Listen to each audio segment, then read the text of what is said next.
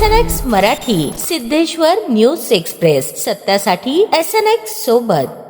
सोलापूर शहरातील पंचकट्टा परिसरातील मुल्लाबाबा टेकडी भागात गुरुवारी दिवाणी न्यायालयाच्या आदेशानुसार मोठी अतिक्रमण हटाव कारवाई करण्यात आली. तब्बल 24 वर्षे न्यायालयात सुरू असलेल्या वादानंतर संबंधित जागा श्री सिद्धेश्वर देवस्थान पंच कमिटीच्या ताब्यात देण्याचे आदेश न्यायालयाने दिले होते. या आदेशाच्या अंमलबजावणीसाठी 2 JCBच्या सहाय्याने पत्र्याची 5 दुकाने आणि 4 घरे हटवण्यात आली.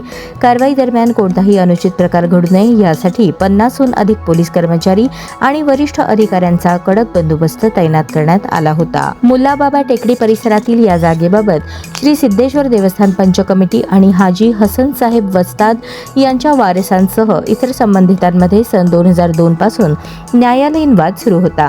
दीर्घ सुनावणीनंतर न्यायालयाने देवस्थानच्या बाजूने निकाल देत जागा ताब्यात देण्याचे आदेश दिले.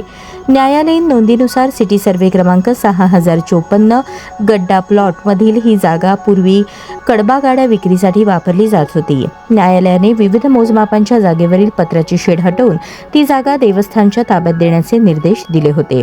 त्यानुसार 4 बेलीफ यांच्या उपस्थितीत प्रत्यक्ष कारवाई पार पडली.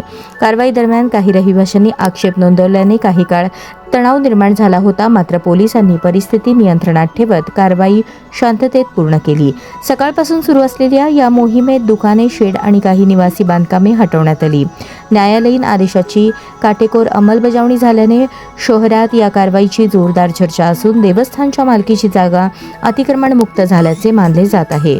तसेच शहरातील इतर वादग्रस्त अतिक्रमणांबाबतही अशाच प्रकारच्या कारवायांना गती मिळण्याची शक्यता व्यक्त होत आहे.